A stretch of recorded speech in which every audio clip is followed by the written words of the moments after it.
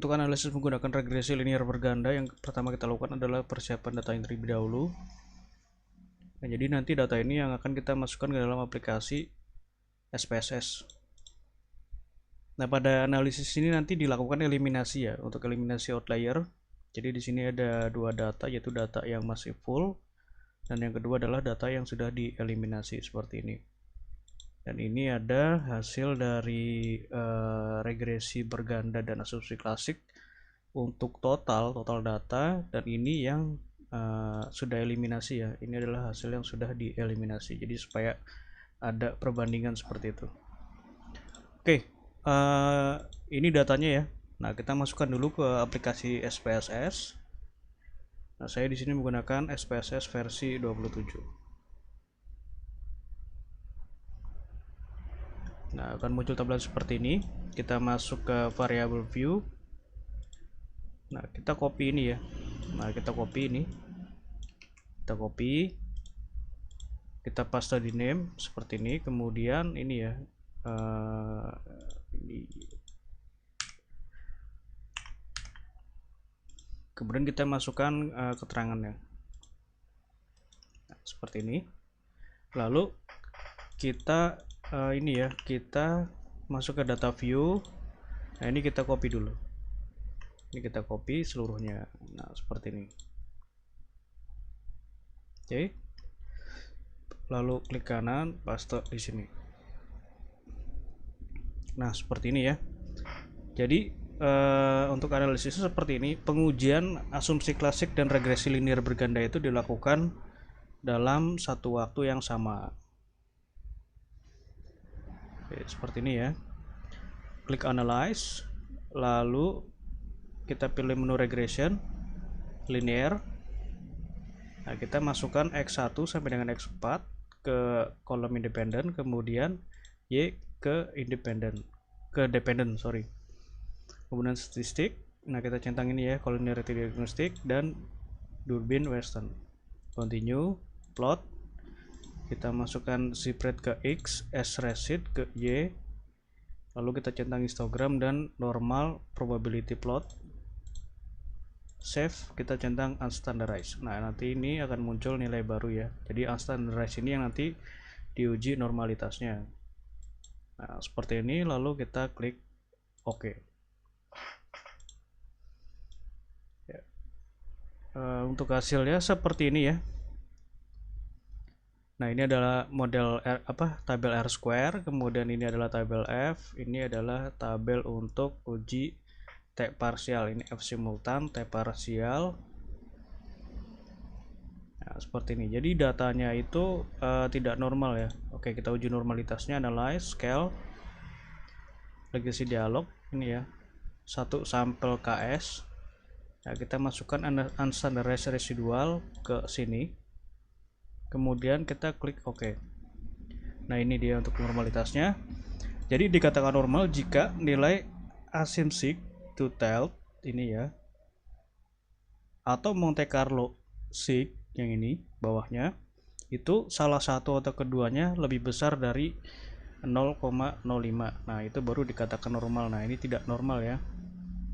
Seperti ini. Jadi saya lanjutkan dulu, kita fokus ke ini ya. Fokus ke eliminasi sampai datanya ini bisa menjadi normal. Nah, setelah normal baru kita lakukan uji ulang menggunakan full analysis dan interpretasinya. Nah, seperti ini ya. Nah, untuk melakukan eliminasi, kita melihat data outliernya terlebih dahulu. Nah, untuk melihat data outlier caranya seperti ini. Klik analyze, kemudian descriptive statistic, explore. Jadi karena ini prosesnya sebenarnya lumayan panjang ya dan memakan waktu, saya ini contohkan ini ya prinsipnya. Nah, kita masukkan unstandardized residual ini ke dependent list seperti ini. Kemudian kita klik statistik. Nah, ini ya, kita centang outlier, continue, lalu klik OK. Nah, di sini akan muncul ini ya, ada muncul diagram di sini. Nah, yang bintang-bintang ini adalah data outliernya. Cuma kalau seperti ini kan tidak kelihatan ya, makanya yang dilihat itu adalah ini, extreme value-nya. Nah, extreme value ini masing-masing ada 5 ya, ada highest dan lowest. Jadi highest itu ekstrem yang tertinggi dan lowest ini adalah ekstrem yang terendah. Kayak seperti ini. Nah, ini perlu diperhatikan untuk cara eliminasinya ya. Oke. Ingat ya ini ya. Nah, nilai ini case number. Nah, ini adalah nilai urut. Nilai urut dari sini ya. Nah, nilai urut dari ini. Makanya ini saya beri nomor. Nah, ini ya nilai urut ini. Nah, ini case number itu adalah nilai urutnya. Nah, ini yang akan nantinya akan dieliminasi. Oke, seperti ini ya. Nah, untuk cara eliminasinya seperti ini saya contohkan. Nah, ini kita copy dulu. Seperti ini. Kita buat data baru.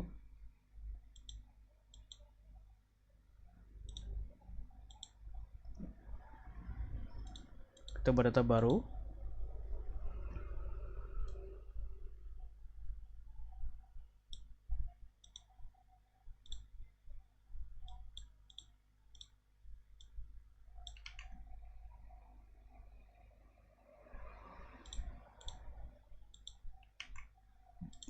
Ya, seperti ini ya. Nah, kita lepaskan dulu ini dari variabel yang paling atas.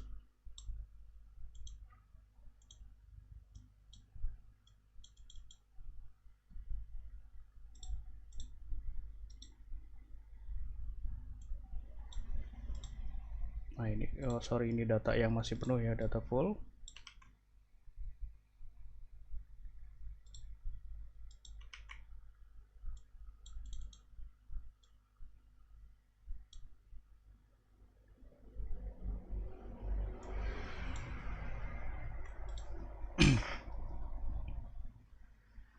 Oke, seperti ini. Kita pisahkan dulu. Nah, seperti ini ya. Jadi diberi jarak satu kolom.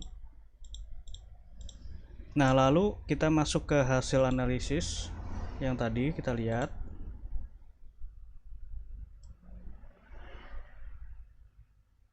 Nah, ini ya.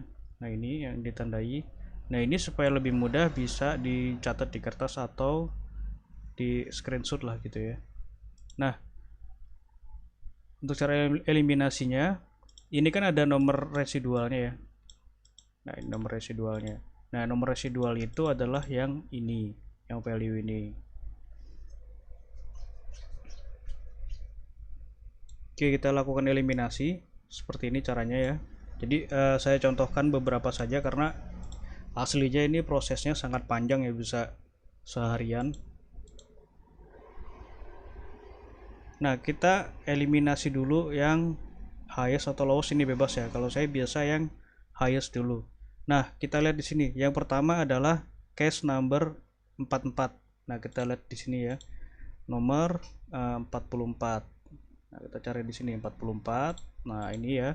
44, lalu kita delete. Ini kita delete ya. Kita delete 44. Oke, lanjut. Saya perkecil dulu supaya lebih mudah. Nah, selanjutnya ada nomor 249. Kita cari di sini. 249.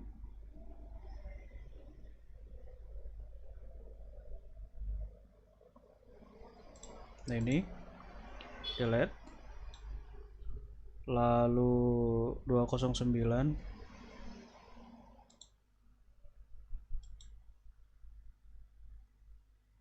dan nomor 14.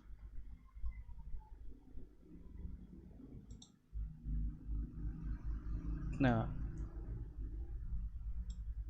oke, lalu kita eliminasi yang lowest ya. Jadi yang highest ini sudah selesai. Kita eliminasi yang lowest. Satu itu adalah 216.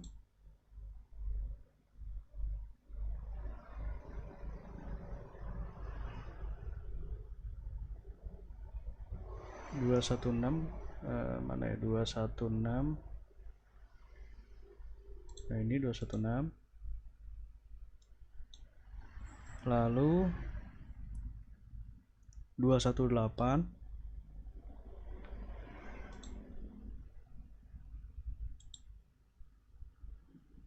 273,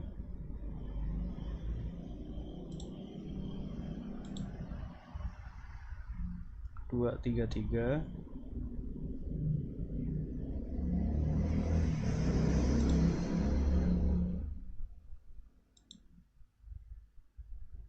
219.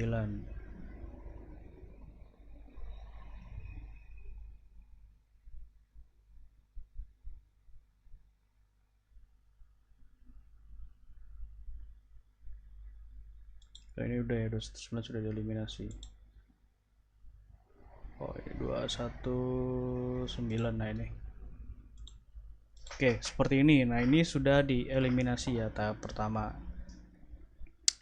Selanjutnya, ini kan nomor data asli ya. Ini kan nomor data asli. Nah, kita buat dua nomor. Nah, ini adalah nomor urut yang nantinya akan sama dengan ini ya. Nah, dengan ini, dengan urutan yang ada di SPSS, karena ini ya, nomor case ini dilihat dari sini, dilihat dari nomor yang ada di SPSS. Oke, seperti itu ya. Nah, ini adalah nomor asli, ini adalah nomor SPSS. Ya, tulis saja ini adalah nomor SPSS, seperti itu supaya nggak ketukar. Jadi memang prosesnya agak gampang ya, ini lama prosesnya. Nah, setelah seperti ini kan datanya sudah dieliminasi. Kita copy lagi. Kita copy lagi seperti ini. Dan ini bisa kita hapus. Nah, ini kita hapus dulu ya. Clear. Klik CTRL-A, delete, enter, paste, kita analisis ulang. Sama ya seperti tadi, regresi linear. Nah, ini kan sudah kita setting tadi, jadi tinggal langsung oke saja. Nah, seperti ini. Masih belum normal ya. Nah, masih belum normal.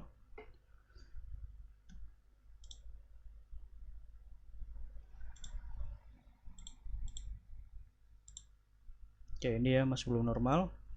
Nah, lalu kita lakukan eliminasi lagi kalau belum normal. Diulang lagi prosesnya seperti tadi dari awal.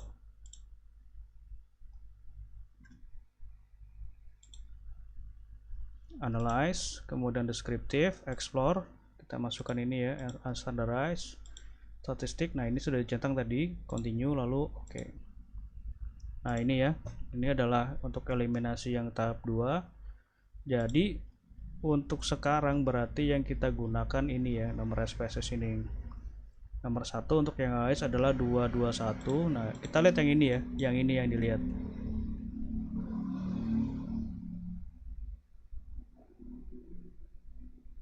Oke, 221.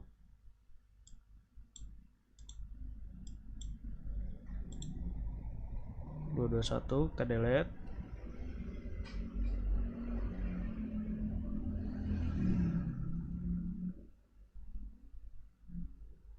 Nah, ini saya analisis seperti ini ya. Nah, 221. Kita lihat yang ini. Nomor SPSS 221.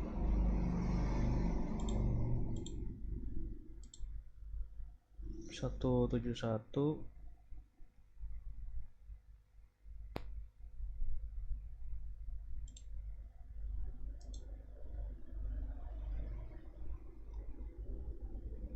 37.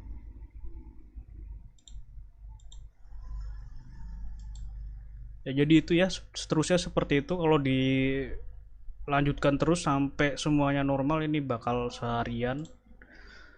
Jadi intinya seperti itu. Nanti setelah misalkan ini sudah dianalisis, sudah dieliminasi semua, tinggal di copy, diulang regresinya seperti tadi ya. Nah, ini saya tunjukkan untuk hasil yang sudah normal ya, sekaligus untuk interpretasinya.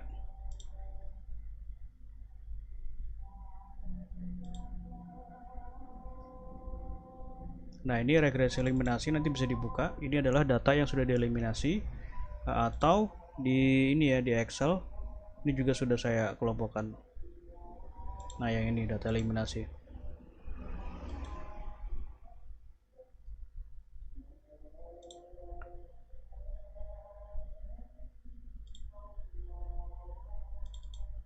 Data regresi eliminasi. Nah, sekarang saya lanjutkan analisisnya sekaligus menjelaskan untuk interpretasinya. Analyze, regresi sama seperti tadi prosesnya.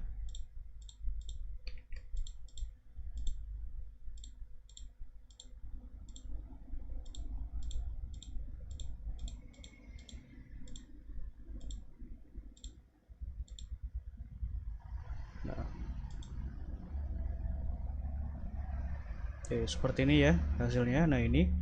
Jadi yang pertama kita lihat adalah nilai dari normalitas. Nah, kita uji normalitasnya. Normalitas.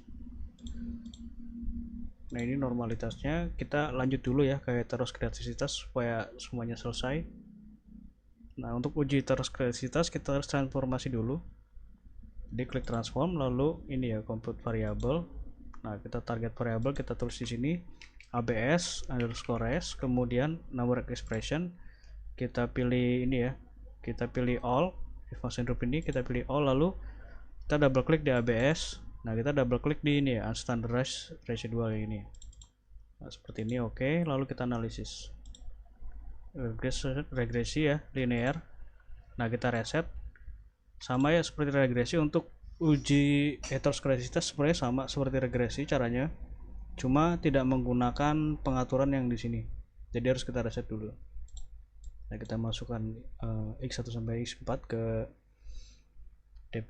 independen, lalu abs ke dependen. Oke. Nah, seperti ini ya. Jadi ini adalah heteroskredasitas. Supaya tidak tertukar, kita beri nama.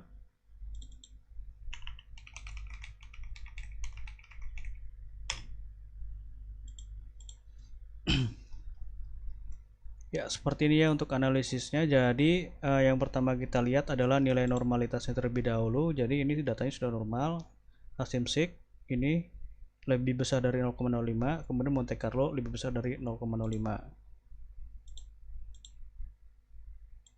Jadi dapat dikatakan datanya itu terdistribusi normal. Selanjutnya adalah uji autokorelasi. Nah, untuk autokorelasi itu kita menggunakan nilai ini ya, nilai dari Dubin Weston. Nah, ini 2,409.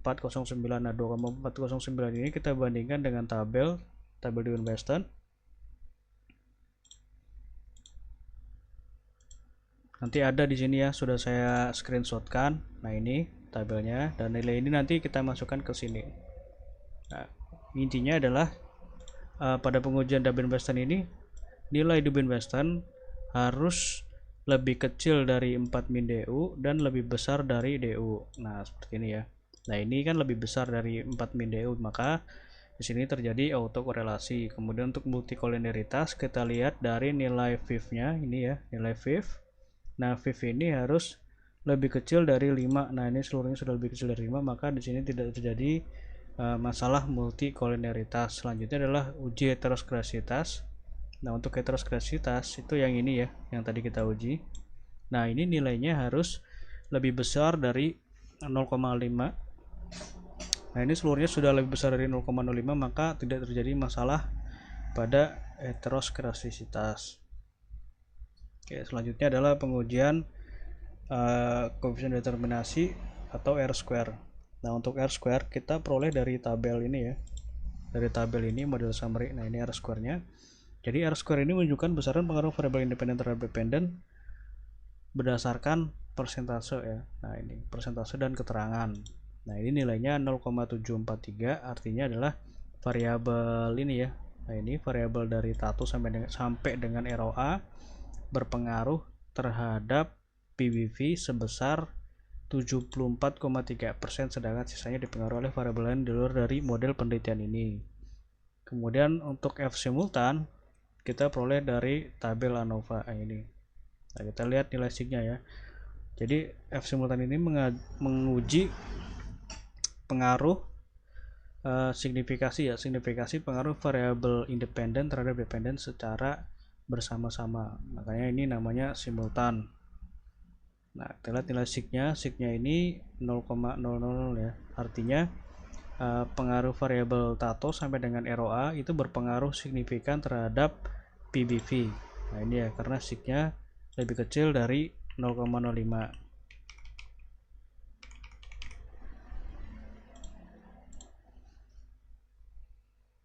Nah selanjutnya adalah uji T parsial, kita peroleh dari sini. Nah untuk T parsial ini kita menguji pengaruh variabel independen terhadap dependen secara individu. Nah kita lihat ya, dari Tato terhadap PBV itu bagaimana pengaruhnya. Jadi yang dilihat adalah nilai B koefisien ya, ini unstandardized koefisien B dan nilai signya. Jadi dikatakan signifikan jika nilai signya ini lebih kecil dari 0,05. Dikatakan terdapat pengaruh positif jika di sini tidak ada tanda negatif ya di B-nya ini. Nah, koefisien regresi ini tidak ada tanda negatif. Nah, ini seluruhnya pengaruhnya positif. Namun di sini ada yang tidak signifikan, yaitu pada variabel WCTO ya. Nah, ini karena nilai signya itu lebih besar dari 0,05. Nah, seperti itu ya untuk analisisnya. Oke, terima kasih.